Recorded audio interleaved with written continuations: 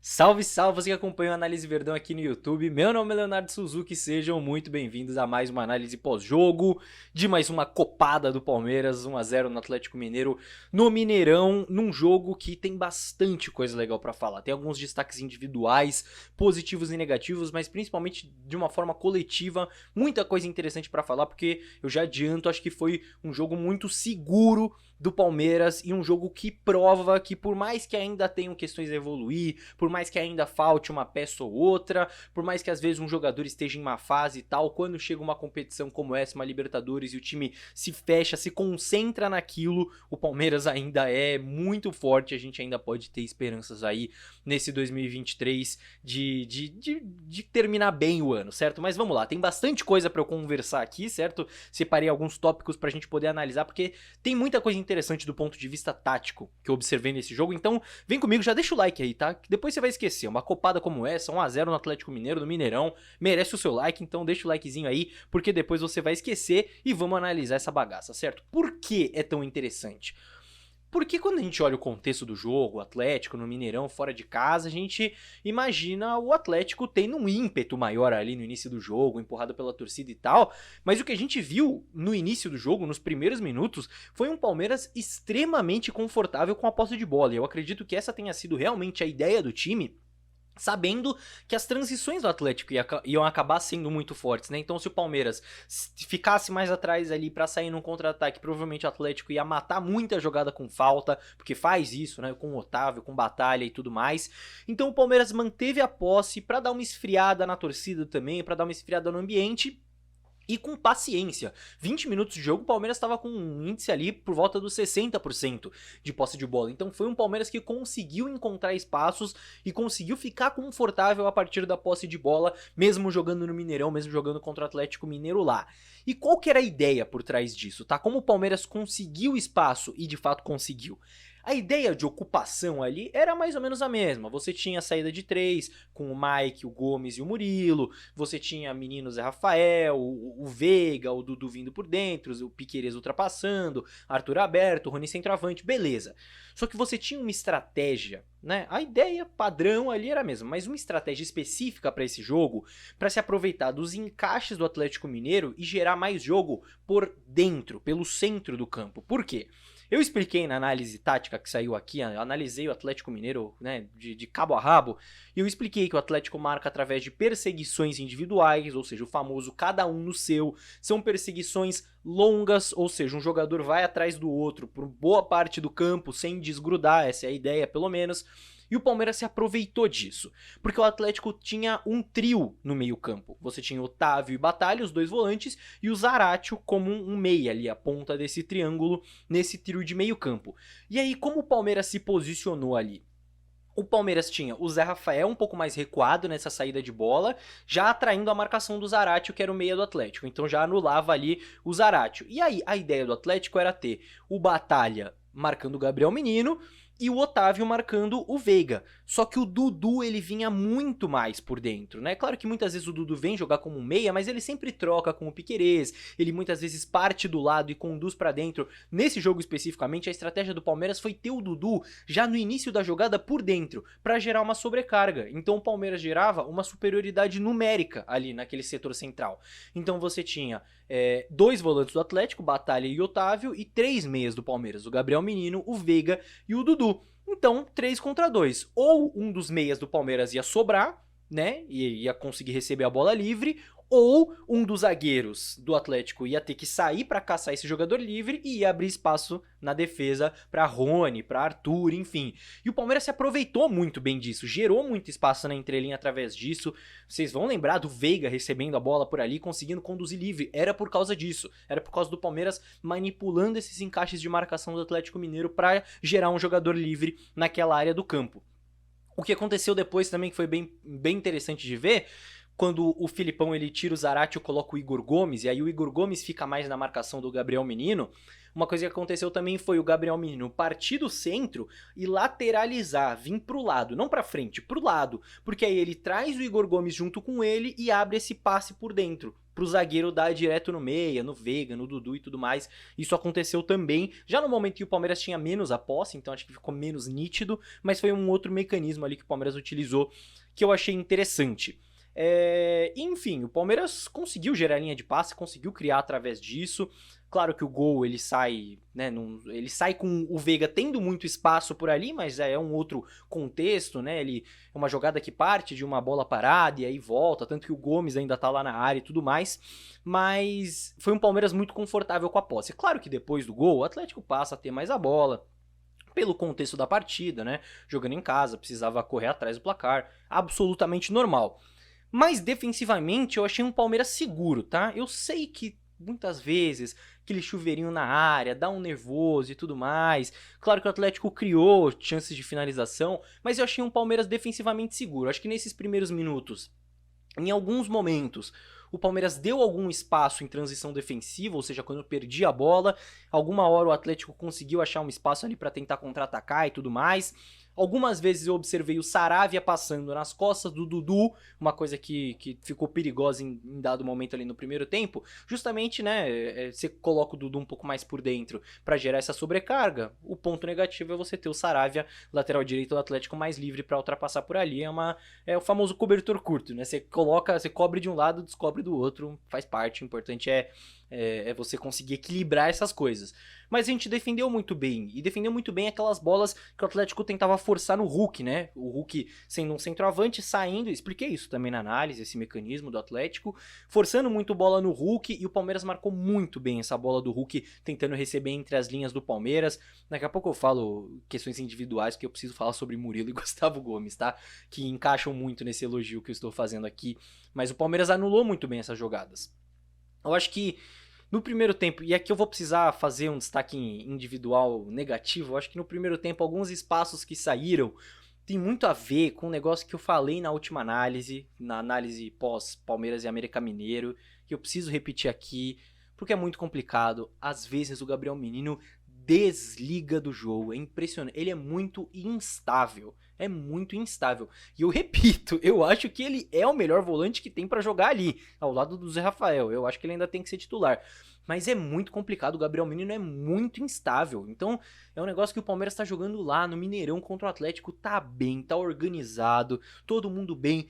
Numa dessas o menino desliga, sobra um espaço, pá, gol, sabe? A ideia ali, a estratégia vai por água abaixo por causa de uma desligada. Então, é um negócio que ainda fica na minha cabeça e ainda é uma coisa que me preocupa um pouco pensando até o final do ano, assim, porque realmente, às vezes, ele dá umas desligadas que é complicado. Mas já que eu falei um destaque meio negativo, eu preciso fazer um destaque positivo também, que é o senhor Rafael Veiga. Quem acompanha aqui, o legal de você acompanhar todas as análises pós-jogo é ver a construção do argumento que eu venho trazendo. Porque quando o Veiga faz o gol contra o Fortaleza, eu falo, é um gol importante pra voltar a confiança, porque ele não tava bem. Contra o América Mineiro, o Veiga já tá claramente mais confortável no jogo, pegando mais na bola, aparecendo mais, tentando mais, né, tentando uma jogada um pouco mais arriscada, né, se arriscando mais, essa é a palavra. E ele dá assistência pro Rony contra o América. Contra o Galo, você já tem um Veiga confortável e decisivo, pô, fazendo gol ali. Ele teve uma bola ali da entrada da área, que ele chuta, o goleiro defende, na outra, pum, gol. Esse é o Veiga que a gente precisa. É o Veiga não só influente na maneira do Palmeiras jogar, confortável em campo, acho que foi um bom jogo do Rafael Veiga de maneira geral, mas decisivo, né? 1-0 gol do Veiga, né? Batata, sucesso absoluto, então preciso fazer esse destaque individual positivo pra ele também. Quando a gente vai pro segundo tempo, é um segundo tempo que o Atlético Mineiro, óbvio, tem mais a bola, precisa correr atrás do resultado, e fazendo muito do que eu disse na análise também do Atlético, que é forçando o lançamento pro Hulk, forçando bola no Hulk, e a partir do momento que ataca por fora, bola na área, tanto que vai trocando os jogadores ali, vai colocando outros jogadores para atacar ali pelo corredor lateral, coloca depois o Allan Kardec na área para receber esses chuveirinhos, receber esses lançamentos, e aí o jogo só tinha dois rumos possíveis a partir disso. Ou o Atlético ia criar chances e achar um gol ali através desse volume, dessas bolas jogadas na área, ou o Palmeiras ia conseguir encaixar um contra-ataque. De duas, uma. Quer dizer, as duas aconteceram, né? De duas, no fim das contas. Porque o Atlético criou sim algumas oportunidades ali nesse abafa, nesse volume, né? Teve algumas bolas de escanteio ali, que o Atlético colocava todos os jogadores na pequena área ali, né? Pra criar um volume, pra tentar criar um caos ali na área do Palmeiras. E conseguiu finalizar uma outra bola. E teve uma outra jogada perigosa também ali, a partir desses cruzamentos ali do bico da grande área e tal. Teve uma que estava impedida, enfim. O Atlético teve volume. Chance clara de gol não criou muito não, mas teve volume, deu pra dar aquele nervosismo ali no torcedor palmeirense, mas ao mesmo tempo o Palmeiras também teve contra-ataques e também teve a oportunidade de fazer o seu segundo gol. Você tem, acho que tem algumas oportunidades ali de contra-atacar, mas eu acho que claras você tem uma que sai o Arthur e o Veiga, que se o Arthur acerta o passe no Veiga, o Veiga sai sozinho, cara a cara. Tem uma outra jogada do John, que era pra ele ir pra dentro ali, tá ele e o Veiga também, ele acaba errando o drible, não toca pro Veiga, não dribla também, enfim. São dois contra-ataques claros desperdiçados pro Palmeiras que poderiam gerar chance clara de gol. No final do jogo ainda tem a falta que quase faz gol contra ali o jogador do Atlético, mas enfim, eu acho que foi um jogo que no segundo tempo criou esse cenário. O Atlético Mineiro tentando ter o volume, jogando bola na área, e ou criando uma chancezinha ali, buscando, e o Palmeiras tentando encaixar um contra-ataque. Eu acho que quando o Palmeiras tinha a bola nesse segundo tempo, a pressão do Atlético Mineiro, isso eu não acho não, é fato. A pressão do Atlético Mineiro não era forte, não era organizada, então o Palmeiras podia ter um pouco mais daquela consciência, daquela paciência que a gente viu no primeiro tempo, no segundo também. Eu senti um pouco de falta disso. Eu acho que muitas vezes a gente deu uma desperdiçada desnecessária na bola. Talvez muito pelo contexto, muito por aquele negócio, já tá na frente do placar e tal. Eu até entendo, mas eu acho que vale a crítica, porque eu acho que não era uma pressão tão forte do Atlético pro Palmeiras se desfazer de algumas bolas. Eu acho que dava pra ter mantido um pouco mais, dava pra ter um pouco mais de calma. Claro que passa também pela troca de jogadores, né? Claro que o nível acaba caindo, né? Você tira o Dudu, coloca o John, e nem criticando as alterações, porque provavelmente o Dudu só poderia jogar aquela minutagem, mas o Dudu é uma liderança técnica ali, né? Você trocar ele pelo John ali, por melhor que seja o John e por mais que tenha entrado nos últimos jogos, não é a mesma coisa. E você tira o menino, coloca o Rios, também normal, o menino tava com amarelo e tudo mais, e eu critiquei o menino aqui, mas vejam só, o menino, ele é instável, certo? Ele é difícil, é complicado de você confiar, às vezes parece que ele vai entregar, mas ele participa do jogo com bola, ele circula, ele dá opção de passe, né? Ele participa desse jogo, o Rios participa menos, então acho que também contribui para não manter mais tanto a posse de bola, né, para não conseguir esfriar tanto o jogo. Eu acho que faltou um pouco isso, mas assim, não é nenhum absurdo também. Depois o Abel faz uma troca mais inteligente ali, tirando o Arthur e colocando o Marcos Rocha, né? Ele dobra ali pelo corredor direito, tem o Mike saindo um pouco mais no Guilherme Arana e o Marcos Rocha encaixando mais no Igor Gomes, tanto que o Atlético passa a atacar muito mais pelo lado direito de ataque, né, o lado esquerdo de defesa do Palmeiras, o que não estava acontecendo antes. Então o Abel consegue dar uma equilibrada por ali, mas assim, eu acho que no geral foi um jogo maduro do Palmeiras, foi um jogo daquele Palmeiras copeiro que a gente se acostumou a ver, e eu acho que isso é um ponto muito positivo. Não foi perfeito, tem questões aqui a evoluir, sempre tem questões a evoluir, porque se não é o melhor Palmeiras do Abel que a gente já viu, sempre tem questões para evoluir, mas para mim, eu acho que tá claro a mensagem que esse jogo traz, de que o elenco tá fechado para essa Libertadores, e de quando o Palmeiras entra concentrado e entra disposto a ter esse estilo copeiro que a gente se acostumou, ainda é um Palmeiras muito forte. Então acho que isso é uma grande notícia, a concentração do Palmeiras pro jogo é uma grande notícia, e a força defensiva do Palmeiras eu acho que é uma grande notícia, porque o 2023 tem sido de um Palmeiras instável defensivamente. E como eu falei aqui, por mais que o Atlético tenha criado uma outra chance, eu acho que no geral foi um bom jogo defensivamente falando do Palmeiras. E aqui sim eu preciso fazer os destaques individuais para Murilo e Gustavo Gomes, que foram muito bem no jogo de hoje, principalmente o Murilo.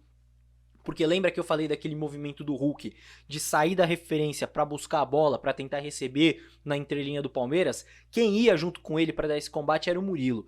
E cara, é impressionante como o Murilo anulou o Hulk de novo. Assim, eu acho que se pegar as 5 melhores partidas do Murilo pelo Palmeiras, 3 ou 4 deve ser contra o Atlético Mineiro marcando o Hulk. De verdade, é impressionante como o Murilo se sai bem contra o Atlético Mineiro, se sai bem marcando o Hulk. E o Murilo é um zagueiro de altíssimo nível, rapaziada. Eu nem acho que quando o Luan teve a sequência dele esse ano, nem acho que ele tava tão mal assim, mas pra mim não tem nem dúvida, o Murilo é um zagueiro do mais alto nível, é titular com muito mérito, e foi muito bem, a força defensiva do Palmeiras passou muito por ele, e sempre, claro, pelo Gustavo Gomes. Certo, rapaziada? No fim das contas, sem desmerecer o placar, é uma pena que foi só 1-0, tá? Porque eu acho que pelo nível de organização ali, o Palmeiras até merecia um pouco mais. Merecia não, né? Merecia é uma palavra ruim, mas poderia ter feito mais. Não mereceu mais, porque merece quem faz o gol, certo? Mas poderia ter feito um placar ali um pouco maior. Talvez um 2-0 seria mais interessante. Mas, rapaziada, fora de casa, Mineirão, Atlético Mineiro, um time cheio de bons jogadores, com um elenco farto, né? Foram colocando jogador no segundo tempo, tudo jogador de nome de peso. 1-0, copamos lá, certo? Com um jogo seguro, com um jogo bom defensivamente, vindo de uma sequência que a gente vai se recuperando, né? Mais uma vez, eu venho falando, cada jogo é um passo. Então, 7 jogos sem vencer, um passo, empatar fora contra o Inter no Beira-Rio. Outro passo, vencer o Fortaleza em casa mesmo não jogando tão bem. Outro passo, a vitória contra o América. Agora mais um passo muito importante, que é essa vitória contra o Atlético Mineiro, acho que para completar essa recuperação de confiança do Palmeiras. Então, eu acho que por mais que tenham algumas críticas que eu fiz aqui, não tem muito do que reclamar. Eu acho que é um jogo que dá boas notícias, que traz boas notícias, certo? E também 1-0 é bom, porque a gente entra 100% concentrado pro jogo de volta. Tem nada ganho, nada feito ainda, temos mais 90 minutos para garantir essa classificação para as quartas de final. Certo, meus amigos? Falei muito, quero saber a sua opinião aqui nos comentários e comente também se você quer alguma análise específica com lances da partida, né? Eu posso trazer talvez uma análise mais aprofundada do que eu falei aqui na sexta-feira, trazendo os lances da partida, trazendo o campinho e tudo mais. Comentem aqui se vocês querem e comentem também o que vocês acharam do jogo. Fechou, rapaziada? Likezinho pra fortalecer o canal, não custa nada, certo? Deixe seu like aqui, que é muito importante, e vejo todos então no próximo vídeo. Tchau, tchau.